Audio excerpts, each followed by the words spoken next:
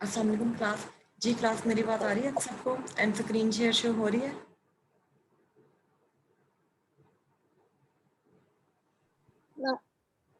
वालेकुम अस्सलाम ma'am. Yes ma'am, show हो रही है, आवाज भी आ रही है।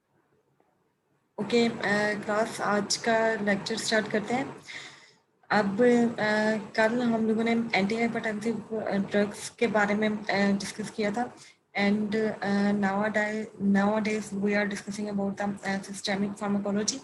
आपके सिलेबस में जो पार्ट्स हैं, जो सिलेबस है आपका, पहले जो था वो जनरल फार्माकोलॉजी का टॉपिक्स थे, like pharmacokinetics, pharmacodynamics and clinical pharmacology, जो हम लोगों ने जनरल, जिसका इंट्रोडक्शन जो है मेनली वो टच किया था।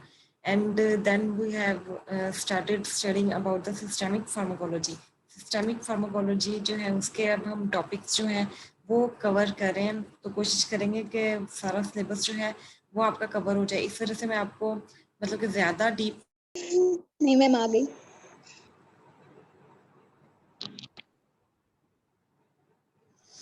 अस्सलाम वालेकुम मैम। जी वालेकुम सलाम। हाँ जी, वो डिस्कनेक्ट हो गया था। तो मैं ये डिस्कस कर रही थी कि हम लोग सिस्टेमिक फार्माकोलॉजी जो है उसके टॉपिक्स जो हैं वो कवर कर रहे हैं। तो सिस्टेमिक फार्माकोलॉजी में आपके जो जो आते हैं टॉपिक, जैसे एंटी या हाइपरटेंसिव ड्रग्स हैं, इसके अलावा ANS ऑटोनोमिक नर्वस सिस्टम की फार्माकोलॉजी है, इसके अलावा एनसेड्स वगैरह, एनेस्थेटिक्स हैं, एनाल्जेसिक्स हैं, तो ये टॉपिक हम लोग कवर करेंगे। इसके अलावा आपके सिलेबस का जो पार्ट है वो कंट्रास्ट एजेंट्स भी है, क्योंकि आपका बेसिक जो है रेडियोग्राफी एंड इमेजिंग टेक्नोलॉजी है। कंट्रास्ट एजेंट्स की जो है फार्माकोलॉजी वो भी है कि वो उनके different route of administration and contrast agents जो हैं इनके कैसे।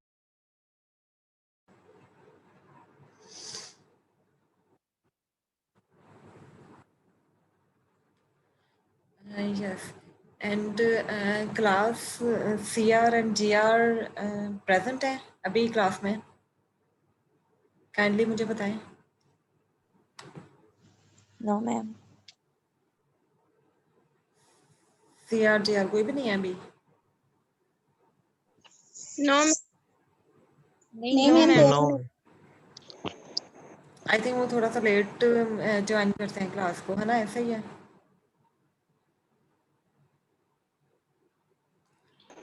मैम नहीं पहले तो मैम, कर दोनों जल्दी भी कर लेते हैं। ओके चलें ठीक है। और मुझे क्लास ये बताइएगा काइंडली कि आप लोगों के ग्रुप्स वगैरह बने हुए हैं? बाकी सब्जेक्ट्स के लिए भी तो आपके ग्रुप बने होंगे ना, असाइनमेंट्स वगैरह के लिए या प्रेजेंटेशन के लिए?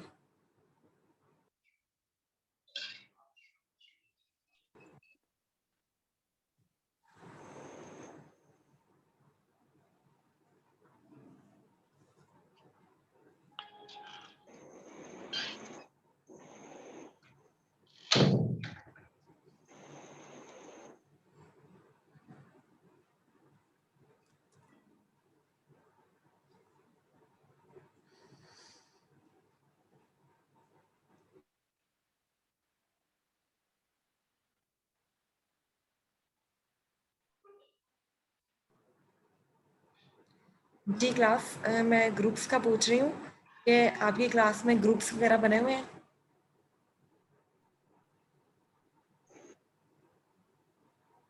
यस मैम, यस बने हुए हैं। टोटल? मैम, पैथो की हमारी प्रेजेंटेशंस हो रही हैं तो वो ग्रुप्स बने हुए हैं। बने हुए अच्छा, टोटल कितने ग्रुप्स हैं आपके? मैम, 9 है ग्रुप। 9। 9। अच्छा 9 है ग्रुप्स। ठीक है, चलें ठीक है, फिर मैं आज CR GR से भी बात करती हूँ कि वो ग्रुप काइंडली मुझे भी सेंड करें, ताकि मैं भी आप लोगों को प्रेजेंटेशन के टॉपिक्स जो हैं वो असाइन कर सकूँ। ठीक है, तो प्रेजेंटेशन बनाने के लिए आप लोगों ने जो है ग्रुप यस प्रेजेंटेशन करनी है। तो कुछ फिर हम लोग कोशिश करेंगे कि आपका जो सिलेबस का पार्ट है, बाकी टॉपिक्स जो हैं वो प्रेजेंटेशन के थ्रू कवर हो सकें, बाकी जो है मैक्सिमम वो मैं कवर करवाऊंगी। ठीक है, और इसके अलावा कंट्रास्ट एजेंट्स के बारे में फार्माकोलॉजी जो है वो मैं कोशिश करूंगी कि आप लोग प्रेजेंटेशन के थ्रू दें, क्योंकि आपका मेन जो है बैकग्राउंड जो है वो रेडियोग्राफी एंड इमेजिंग टेक्नोलॉजी है। तो कंट्रास्ट एजेंट्स जो है वो आपके लिए इम्पॉर्टेंट है। तो कंट्रास्ट एजेंट्स के बारे में आपका डेफिनेटली बैकग्राउंड जो है वो स्ट्रॉन्ग होगा, आपकी बेसिक्स है ये। तो मैंने उससे रिलेटेड आपको टॉपिक्स वगैरह देने हैं, ठीक है। तो हम लोग कोशिश करेंगे हमारा वीक में 3 दिन जो है लेक्चर्स वगैरह जो होते हैं, तो उनमें से एक दिन जो है वो प्रेजेंटेशन के लिए हम लोग रखेंगे, ठीक है। एक दिन में ऑलमोस्ट 2 या 3 ग्रुप्स जो हैं वो प्रेजेंटेशन करेंगे, तो बाकी दिनों में हम लोग लेक्चर्स जो हैं वो कवर करेंगे। Okay okay ma'am. Yes okay चलो ठीक है। आज का जो है लेक्चर वो स्टार्ट करते हैं। I am sharing my slides.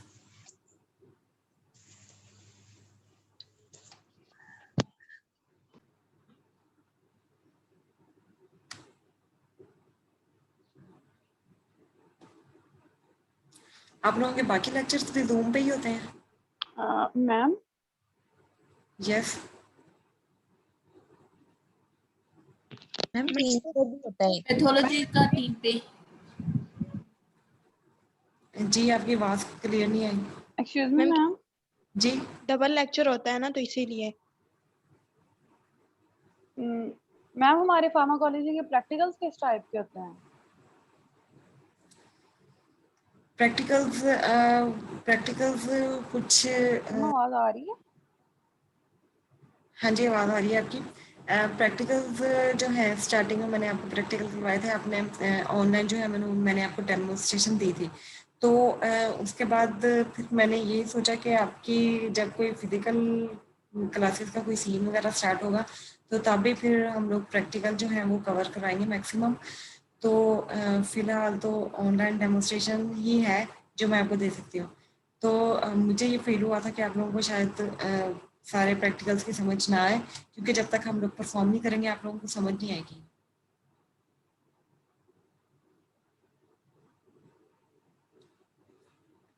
तो क्योंकि आपका प्रैक्टिकल का भी पेपर होना है, आपका 1 क्रेडिट। 21 जून को तो फाइनल स्टार्ट हो जाएंगे, नहीं बुलाएंगे। हाँ वाकई। और फिर हमारे प्रैक्टिकल्स कैसे होंगे? ऑनलाइन मुझे करवानी पड़नी? बस करो, मैं बताता हूँ। जैसे लास्ट टाइम कुछ क्लासेस को बुलाया था प्रैक्टिकल्स के लिए। हाँ बुलाया था। यार वो उन्होंने फिर वहाँ पे हॉस्टल में रहे हैं वो वाले स्टूडेंट्स? हाँ हॉस्टल में ही था। मैं ना अभी और उन्होंने चार्जेस किस तरह?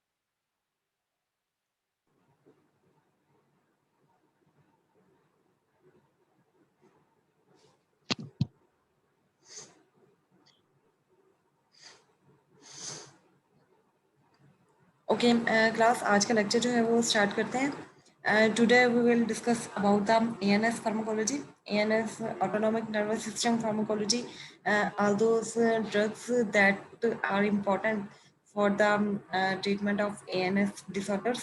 And so autonomic nervous system के ऊपर जितनी भी ड्रग्स जो हैं वो इफेक्ट करती हैं, so we will discuss about that. So in the start about the brief introduction about the autonomic nervous system. And you may know the nervous system, it is of 2 types, the central nervous system and the peripheral nervous system. The central nervous system contains only the brain and the spinal cord, while the peripheral nervous system contains all those nerves and neurons that arises from the brain and the spinal cord, and then they spread throughout the body peripherally. So that's why this is known as peripheral nervous system. Further, according to nervous division, we have divided peripheral nervous system into 2 parts, the efferent division and the afferent division. अब efferent division और efferent division इन दोनों में difference है। efferent division वो होती हैं, वो वाली नर्व्स होती हैं जो कि मसल से या ऑर्गन से मैसेज जो है वो कन्वे करती हैं सेंट्रल नर्वस सिस्टम की तरफ, मैसेज लेकर जाती हैं ब्रेन की तरफ, मैसेज लेकर जाती हैं, उनको एफरेंट डिवीजन कहते हैं। लेकिन इफरेंट डिवीजन तो जो है वो ब्रेन और स्पाइनल कोड की इंस्ट्रक्शन जो है वो थ्रू आउट द बॉडी लेकर जाती हैं। तो ये बेसिक डिफरेंस है एफरेंट एंड इफरेंट डिवीजन में। एफरेंट जो है इनके रिसेप्टर्स जो हैं ये सेंसरी नर्व्स होते हैं, मोस्टली सेंसरी रिसेप्टर्स होते हैं, ये रिसीव करते हैं सिग्नल्स एंड ब्रेन तक पहुंचाते हैं, एंड देन ब्रेन उसको प्रोसेसिंग करता है, and then brain efferent division के थ्रू या मोटर नर्व्स के थ्रू जो है मैसेज वो कंडक्ट करता है। And further, the efferent division has been divided into two parts: the autonomic system and the somatic system. And basically the other types of autonomic nervous system include the parasympathetic and sympathetic nervous system. The third type of nervous system can also be included as a enteric nervous system. Enteric nervous system जिसको body का second brain भी कहते हैं.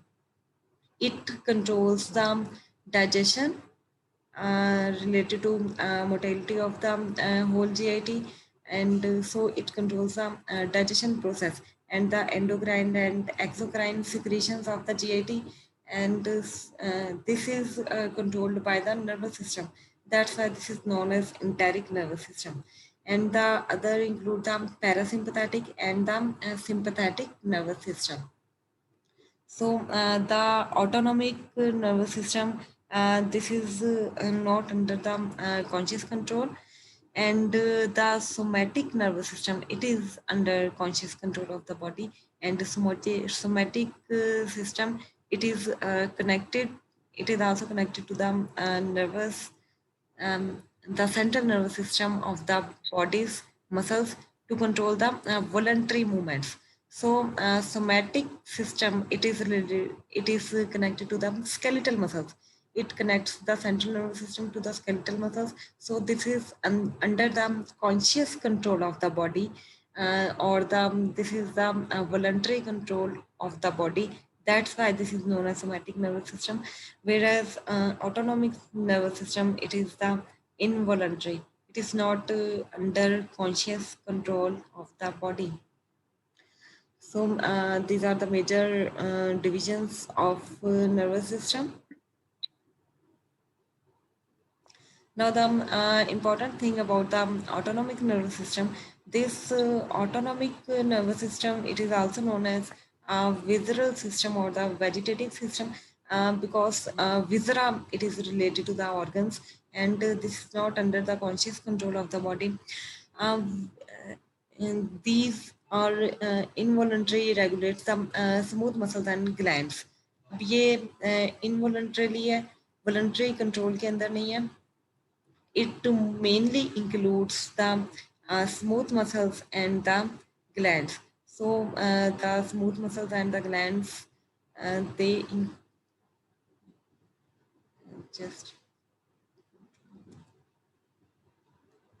okay, they include the heart, the respiratory system, the digestive system, peristalsis. So they control them. Also, they can control the peristalsis, that is the digestion, bladder, and eyes. So these are not in voluntary control of the body. So these include the ANS or autonomic nervous system. They have two major divisions: the parasympathetic autonomic nervous system and the sympathetic autonomic nervous system. And so there is a balance between the maintenance of PANS and SANS. अब sympathetic और parasympathetic दोनों के दरमियान जो है एक किस्म का बैलेंस जो है वो मेंटेन किया जाता है.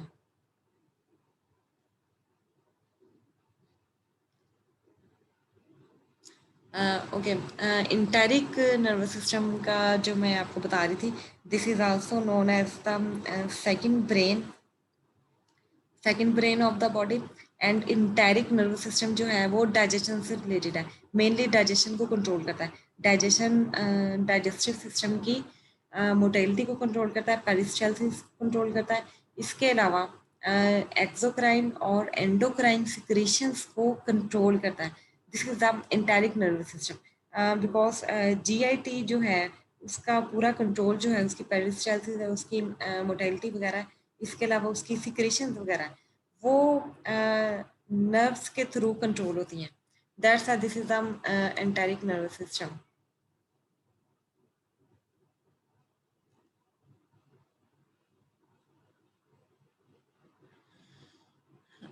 Okay, next, both have relay stations between CNS and end organ. And you know about the relay stations जिसके through message जो है वो conduct किया जाता है. This is just like relay station. Both have their control system like ganglia and the end organs. अब क्या होता है, एक नर्व दूसरे नर्व के साथ कनेक्टेड होती है गैंग्लिया के through. Ganglia you know this is the cluster of neurons. ये क्लस्टर ऑफ न्यूरॉन्स होती हैं. तो गैंग्लिया से पहले वाली जो नर्व्स होती हैं these are the pre ganglionic, और गैंग्लिया से बाद जो नर्व स्टार्ट होती हैं that is the post ganglionic. तो गैंग्लिया के थ्रू मैसेज जो है वो कंडक्ट होता है, फिर नर्व्स में आता है पोस्ट गैंग्लियोनिक में, फिर उसके बाद जो है पोस्ट गैंग्लियोनिक न्यूरॉन्स जो हैं वो ऑर्गन के साथ अटैच होती हैं या ग्लैंड के साथ अटैच होती हैं, डिपेंडिंग अपॉन द नेचर के ऑर्गन के साथ अटैच है या ग्लैंड के साथ. अगर ग्लैंड के साथ अटैच है तो ग्लैंड की सिक्रीशन कम ज़्यादा होगी. अगर ऑर्गन के साथ अटैच है तो ऑर्गन की वैसे ही मूवमेंट होगी, कंट्रैक्शन होगी, रिलैक्सेशन होगी, what type of movement can occur. So there is conductance. Use the neurotransmitters. So there are the neurotransmitters that can transmit the nervous message. So messages जो हैं वो convey करने के लिए different substances होते हैं, उनको हम neurotransmitters कहते हैं. These are mostly produced from the neurons. अब मोस्टली ये न्यूरॉन्स से प्रोड्यूस होते हैं. That's why these are known as neurotransmitters like acetylcholine and norepinephrine. Acetylcholine and norepinephrine, these are very much important neurotransmitter of sympathetic and parasympathetic nervous system. अब parasympathetic nervous system का जो important neurotransmitter है that is the acetylcholine. इसके अलावा sympathetic nervous system का जो neurotransmitter है that is norepinephrine. So the difference between the neurotransmitter of sympathetic and parasympathetic nervous system. Now the brief anatomy of the autonomic nervous system.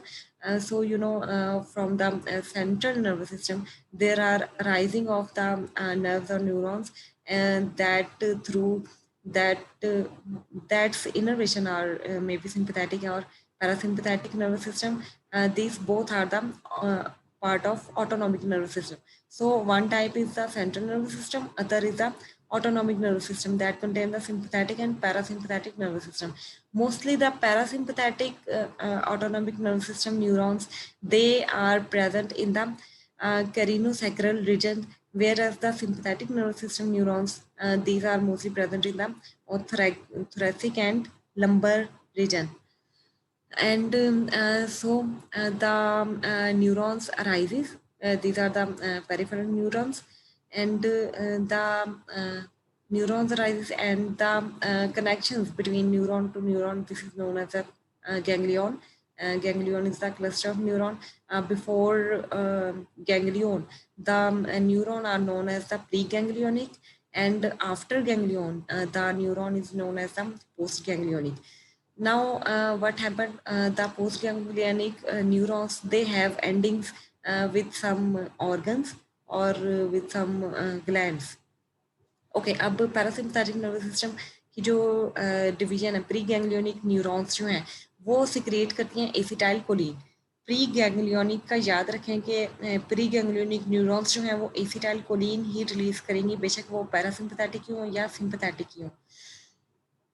Ganglion में जाएंगे, ganglion के ऊपर acetylcholine के receptors होंगे. These are the nicotinic receptors, जिनको N से represent करते हैं. निकोटिनिक रिसेप्टर जो है वो मजीद एक्टिव होंगे तो उसके जो पोस्ट गैंग्लियोनिक फाइबर्स जो हैं वो फर्दर एसिटाइलकोलिन रिलीज करेंगे, जो कि पैरासिम्पथेटिक के होंगे.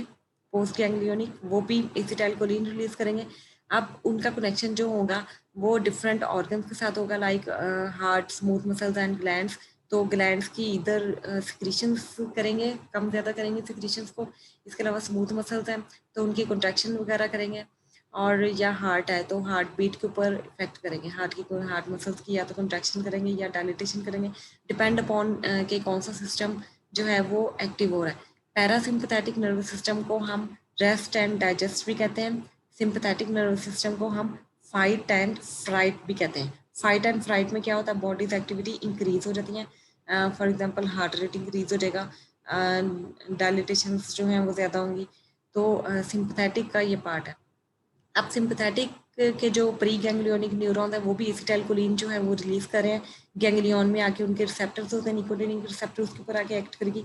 लेकिन जो पोस्ट गैंग्लियोनिक न्यूरॉन्स हैं वो रिलीज करेंगी norepinephrine. So this is the basic difference between the neurotransmitter of parasympathetic and sympathetic nervous system. जो parasympathetic का होगा वो होगा एसिटाइलकोलिन, पोस्ट गैंग्लियोनिक न्यूरॉन का जो होगा न्यूरोट्रांसमीटर। और जो सिंपथेटिक नर्वस सिस्टम का न्यूरोट्रांसमीटर होगा वो नॉरएपिनेफ्रिन होगा। अब फर्दर सेम वे नॉरएपिनेफ्रिन जो है न्यूरोट्रांसमीटर वो रिलीज होगा, साइनैप्स में रिलीज होगा। साइनैप्सिस के थ्रू डिफरेंट ऑर्गन्स या ग्लैंड्स के ऊपर ये एक्ट करेंगे। अब नॉरएपिनेफ्रिन के रिसेप्टर्स जो होते हैं अल्फा या बीटा रिसेप्टर्स होते हैं, ये एड्रीनर्जिक रिसेप्टर्स होते हैं, ये भी प्रेजेंट होते हैं। दीज में भी present on the heart, smooth muscles and the glands. इसके अलावा जो है पोस्ट गैंग्लियोनिक न्यूरॉन्स वो एसिटाइलकोलिन भी रिलीज करेंगे। अब उनके रिसेप्टर्स जो होंगे वो प्रेजेंट होंगे sweat gland, piloerector muscles and the kidneys में भी प्रेजेंट होते हैं इनके। ये एक एक्सेप्शनल केस है जिसमें पोस्ट गैंग्लियोनिक न्यूरॉन्स जो है वो एसिटाइलकोलिन जो है वो रिलीज कर रहा है। नॉर्मली नॉरएपिनेफ्रिन ही रिलीज करते हैं, लेकिन सिंपथेटिक की डिवीजन जो है वो एक एक्सेप्शनल केसेस है, like in the sweat glands and piloerector muscles. उनकी जो डिवीजन होती है सिंपथेटिक वाली पोस्ट गैंग्लियोनिक की, वो एसिटाइलकोलिन जो है वो रिलीज करती है। इसके अलावा जो थर्ड पार्ट है सिंपथेटिक नर्वस सिस्टम का, they are directly related to the adrenal medulla and adrenal medulla. These are paired glands that are present on the upper side of the both kidneys. These are directly connected with the sympathetic nervous system. So adrenal medulla जो है वो उसके ऊपर आगे जब acetylcholine act करेगी उनके ganglion में, तो एड्रिनल मेडुला जो है वो एक्टिव हो जाएगा और वो नॉरएपिनेफ्रिन, एपिनेफ्रिन जो है वो रिलीज करेगा। अब वो जो रिलीज करेगा वो नर्व्स के थ्रू नहीं होगा, वो ब्लड में डायरेक्टली रिलीज करेगा।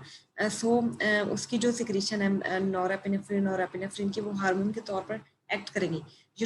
हार्मोन्स जो होता है वो किसी भी ग्लैंड की सिक्रीशन होती हैं जो कि ब्लड में आती हैं और फिर अपने साइट ऑफ एक्शन पे जाके एक्ट करते हैं, ये हार्मोन्स होते हैं।